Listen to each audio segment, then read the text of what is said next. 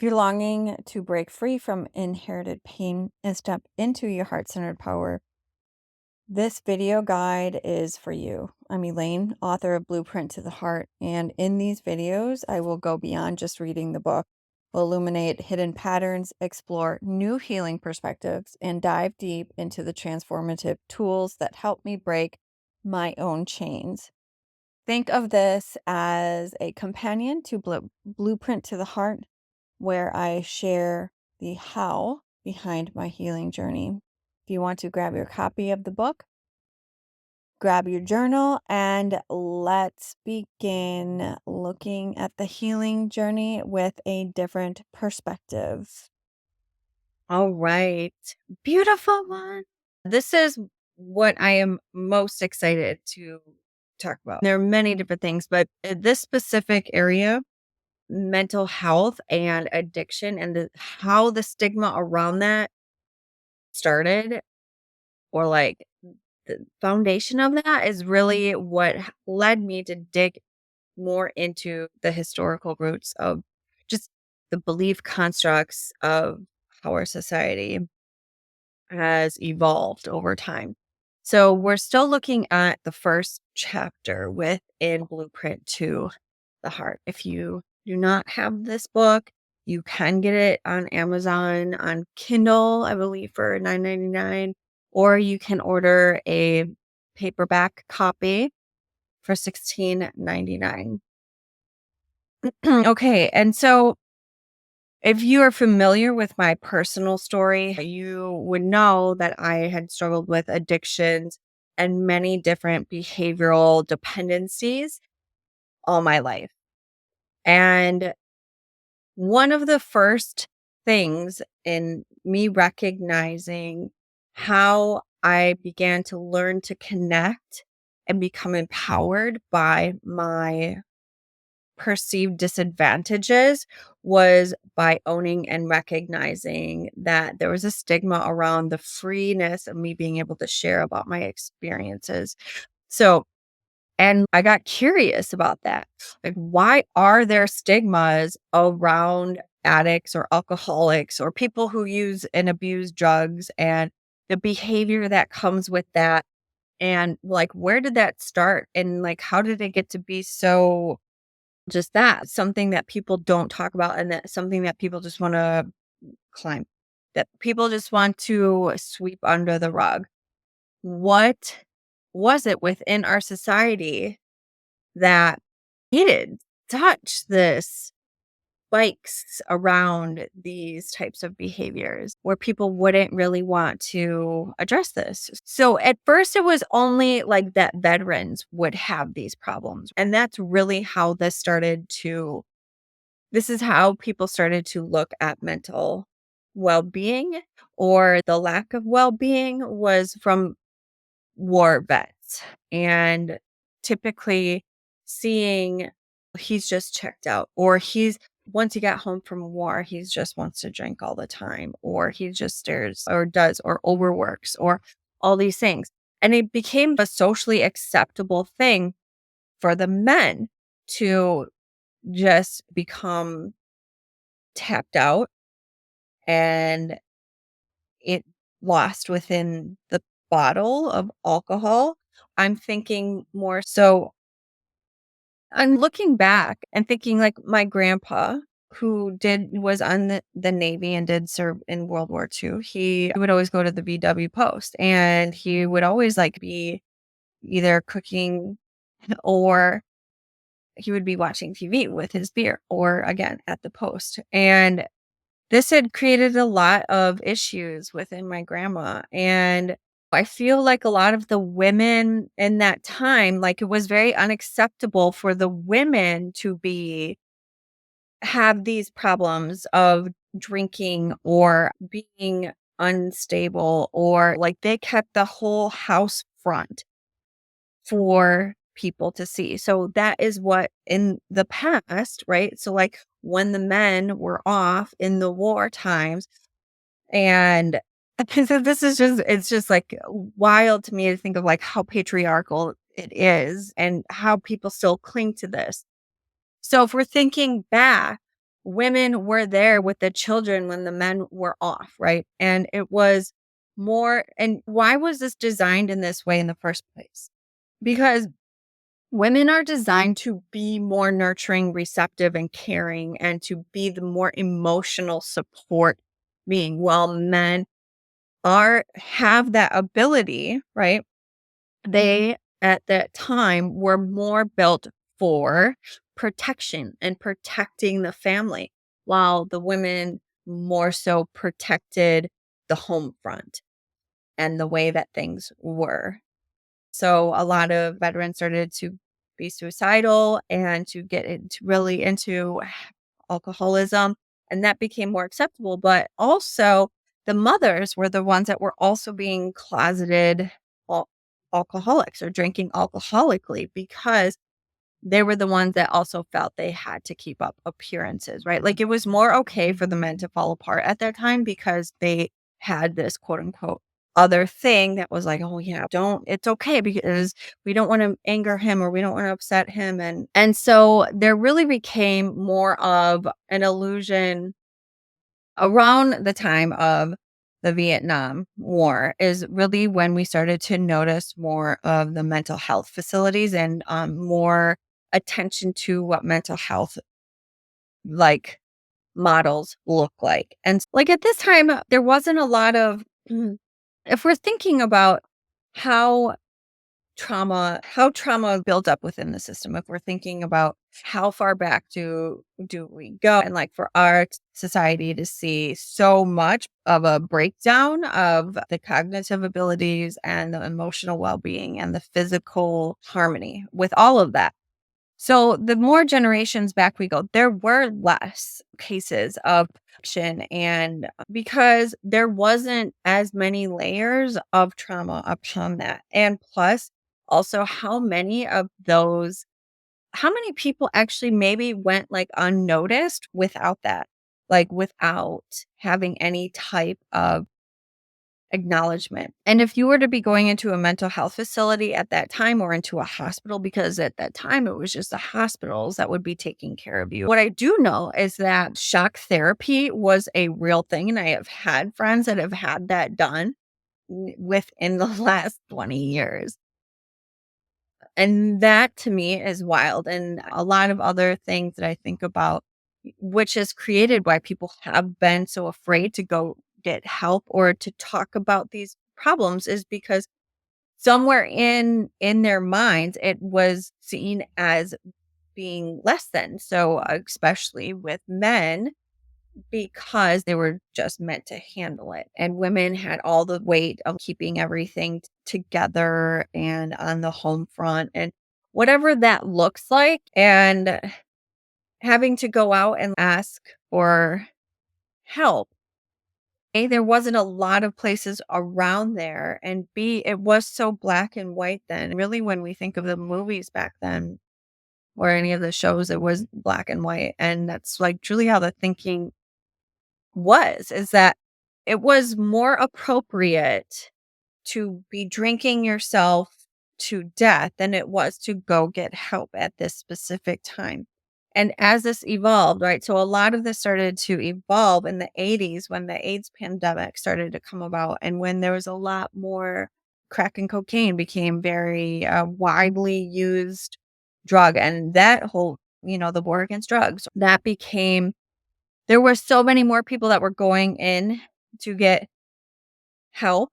So in the 80s is really when we started to see the rise of drugs and the rise of the 70s obviously was more of like the hippie and LSD. But I feel that in a society, the 80s is really where the addict and those negative stigma was exponentiated out into many big areas. There wasn't the type of learning available for psychology. We didn't have the type of tools that we have today to look at what DNA and genetics and how our brains work, and like MRIs and CAT scans and all these tools that are very helpful in order to put all the pieces together and not to just be like, "Oh, they're just fucked up," or, "Oh, they just like to drink a lot," or, "They just like to use a lot." "Oh, they don't love their kids because they keep drinking," or, "They just don't love their family because they can't stop using." Like, it isn't that black and white. So we have to go back and look at all of the threads that are there, and also understand that the stigma around these things is because people just see the after effects of untreated trauma. We're just looking at the symptoms of generations of manifested trauma within a physical realm. And you know what? It's so much easier for people to just put labels on it and just to accept that as it is at face value than it is to actually go through and dissect and look at, gee, I wonder what is actually going on behind this person. I feel that it was more about, again, we're bringing it back to survival and what was going on at the specific time frames of when we started to be like, wait, it's not just because this person is an evil person. There's so many other factors behind that. And when we also look back further into, I'm looking here now, this also, along with, I feel that a lot of what the stigmas around also sexual assault and boundaries and what that looked like, because again, I'm just like processing how I'm going to say this. There were so many factors in not knowing how to draw boundaries and why at that time speaking up for yourself felt like death, or like, and even just as being, you just listen, females just listened or were more subservient to men. Hard for me to talk about. We're more subservient to men, and it like became normalized for overstepping boundaries and abuse, and that became like an outward ripple of normalization and desensitizing and not really knowing exactly what it means to say no and stick to boundaries and like what is okay and what isn't okay. So this all goes around, right, hand in hand, because I feel that the perpetuation within boundaries or lack of boundaries and also within substance abuse disorders, and they go very much hand in hand, because once we're in the cycle of being dependent on a substance of some sort, and like our boundaries before that were very much tested, but it becomes even more so when we start this huge cycle of letting our boundaries down. I feel boundary setting and stigmas are very much hand in hand, because, and talking about it, because it was like you didn't know how to draw boundaries because women were more subservient to men, and also children were more subservient to adults at that time as well. The adult tried to portray like they knew better, and they disciplined and parented like they were the authority. So boundaries were not ever taught. We were never taught how to be able to say no without completely cutting people out. We were never taught what the autonomy of our independent self means, like, and how to not rely on external things for internal foundations. So when I think of stigmatizing and how we got to this point where people are so afraid to talk about and draw boundaries around these things because of just not having the tools or not knowing how to even talk about these circumstances. Like, we have been a society that has been groomed to think that people don't change, that once you were always this one thing, you were always this one thing. My first time putting that I just got out of a treatment facility was very scary to me. However, I felt that lying about it would have been way more difficult. But the fear around that is because what the stigma around like people who abuse substances is like what, thieving, scheming, lying, manipulation, betrayal, like crime. That is the type of thinking that goes hand in hand with people who abuse substances. And while that's not true, there's also how can one get help from those things if there's such a stigma around getting help? And truly looking to the depth of not just the substance abuse, but the core of why it was ever a thing in the first place, to release the stigma that is around the mental health and the addictive behaviors. We have to bring up some ugly parts that people don't want to talk about. And it's hard for people to think of their parents or to talk to their parents about, okay, like I did not have an easy childhood and also a lot of emotional neglect, but also I understand that you didn't have that either. And so to have conversations like that is very difficult because it's very hard to open up to being like, oh, like I could have done things differently.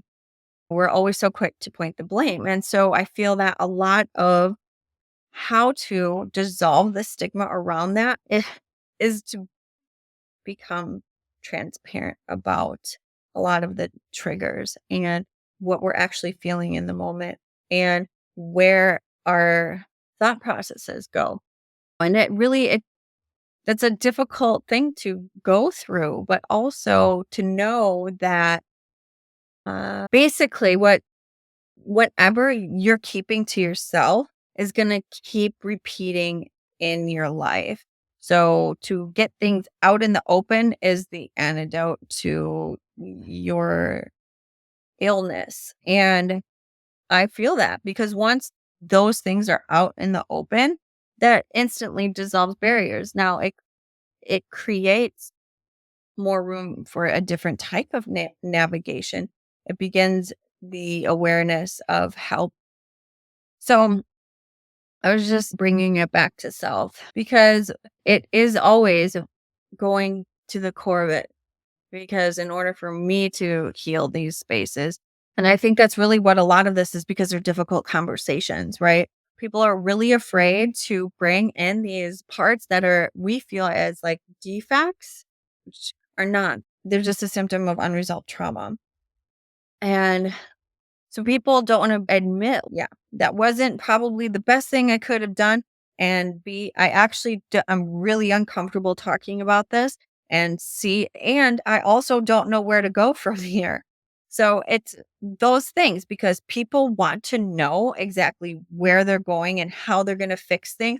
They also want to seem that they always knew what they were doing and like that they knew. I feel a part of our ego is because we don't want to be wrong. We don't want to hurt people and we don't want to certainly admit to hurting people even when we do, because even in the midst of trying not to hurt people, we hurt people until we really learn how to get to the core of where the behavior and the thoughts and the conversations come from. So where is our conversations and how is our language even opening up for the stigmas to be dissolved? And that is a huge part of why I did create Very Hard podcast, because it is about, again, back in the day, it was all about looks and keeping it all put together. It was all about having the appearance of keeping things together. And so that has perpetuated into our society and because people didn't know how to talk about these difficult things, or they were very afraid to talk about war or what their husbands went through or how to be there, or like that I don't know how to be there. The, those are all emotional intelligence things that people did not necessarily have back then because it wasn't, the emotional awareness wasn't there, because it was more about the physical awareness and the physical like surviving. So we are moving into this space where it is in order for us to continue to cut out the surviving and for us to thrive and actually move on as a species, emotional awareness and intelligence is being brought into the picture big time, because we cannot keep going on the rate of keeping our illusions up and keeping up our walls and our our barriers. And the way that we see things with just a physical force taking over, that's destruction.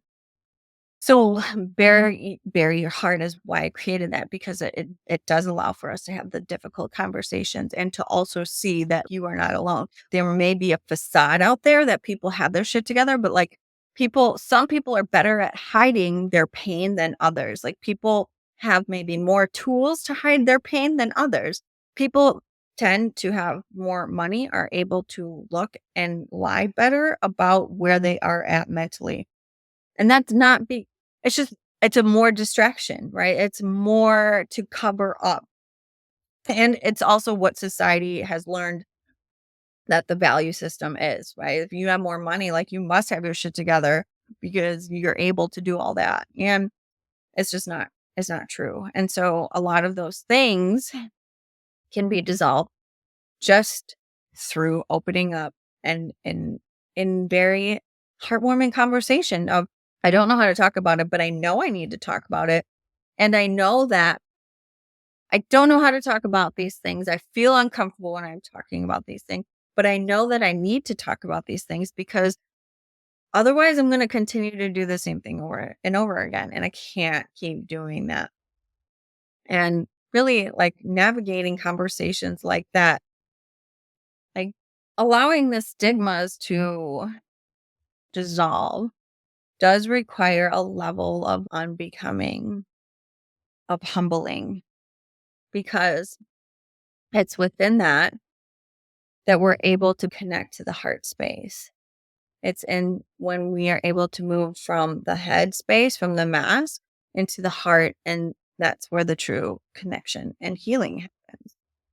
So, with this invitation, I would love for you to think about, like, where in your life have you been afraid to share things because of the stigma that is around that? And like, where did that even stem from?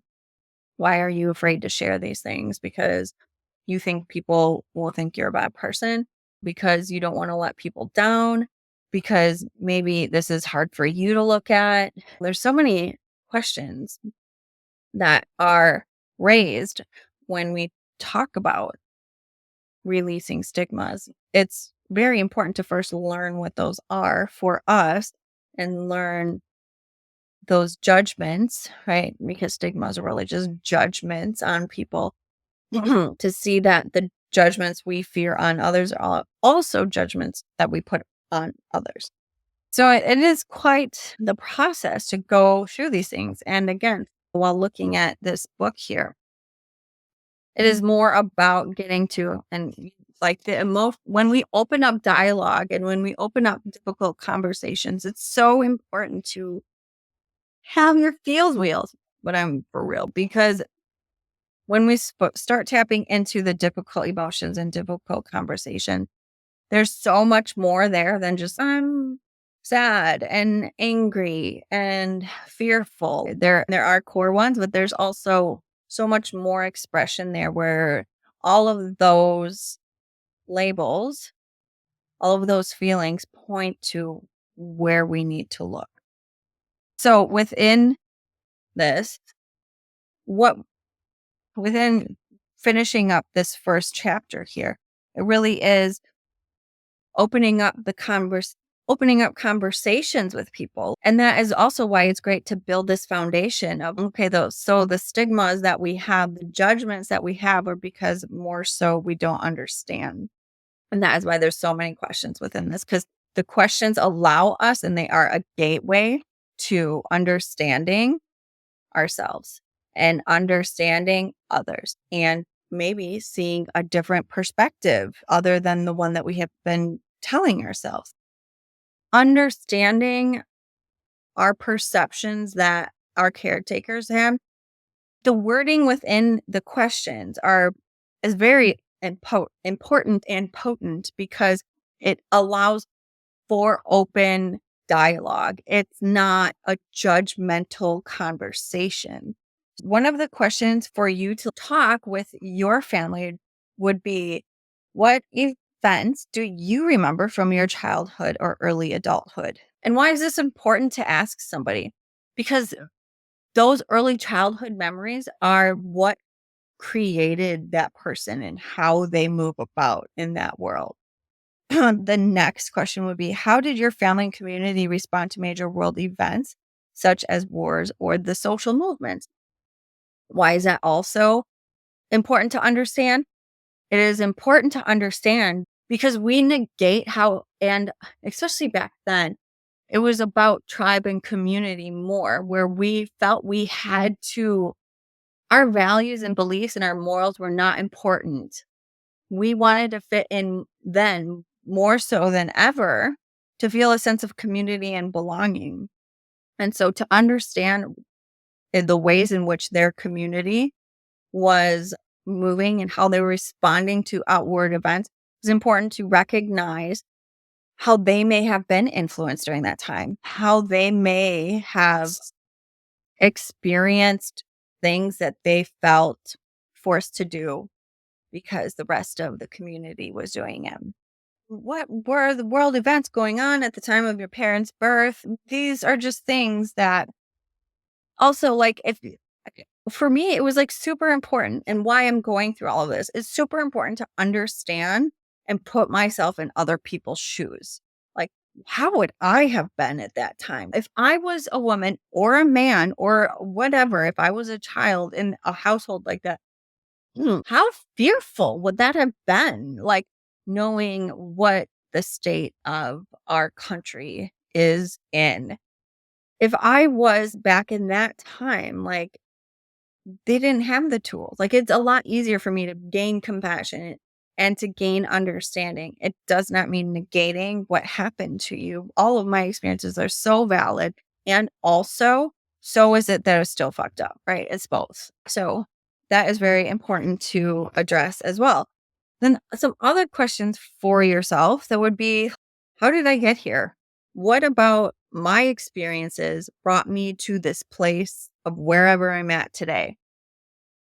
Do you feel that past experiences have molded and shaped and prevented you from reacting or responding in a way that is less than desirable? Meaning, like, specifically, I'm thinking of relationships, past experiences mold in how we do or do not interact with another person and within ourselves and within others. And this is a good one. What role does fear play in maintaining your personal beliefs? Are all the choices that we make fear based? Like, to the core of it, really. Like, we go to work. Why? Because we need the money, because we're afraid we're not going to have a house, because we're afraid we need these things. It's all, do we go to work because we love it? Because we are fearful of not having a foundation or a building to live in? Do we interact with people because we love interacting with them? Or are we fearful of letting them down or letting go, or afraid of what beyond these people? Are we afraid to have these why are we afraid to have these difficult conversations? Honestly, because they're conversations, right? They're uncomfortable, and that having uncomfortable conversations is healing, whereas keeping in your actual thoughts and the conversations just perpetuates, and it's a growth. It spreads through your whole system if we don't have those conversations. So what is it that makes you not want to engage in difficult dialogue? If you don't think that it's important, I would reevaluate that, because the most seemingly insignificant things are typically the most significant things. The details that we overlook are exactly the places where we need to go. And again, if you have this book, originally this was a whole course over 6 months, a mentoring course, but I wanted this to be accessible for others. And so if you have this book, there's a different way. You know that there has to be a different way of moving about in the world. And there's something that just hasn't been lining up. And so I really invite you to look into these questions and, like, actually do them, to actually put together a family tree, to ask these questions and open up for the dialogue. You might not see the importance in it, but once we begin to have these open dialogues, it opens up for so much healing. It can be heated, but it can also bring different awarenesses too. And you can learn how much even from heated conversations. So that is a beautiful, that was, these are, yes, they are very potent and rich contemplations. And I just invite you to continue to look at things and question and become curious, stay curious. And if you have any questions, you can reach out to me, divineheartbeat88 at Gmail, or on my website, heartactivation.net. And if you feel free to donate to the channel, that is greatly appreciated because I'm leaning towards donation based services only. So I'm transitioning everything at Heart Activation to be more aligned and freeing for me and for you. And I look forward to creating more, and your support helps me to create in a way that is truly authentic and healing for us all. So I appreciate all of you, and I'm just really blessed and feel grateful to be able to be here in this space with you. Give yourself a hug.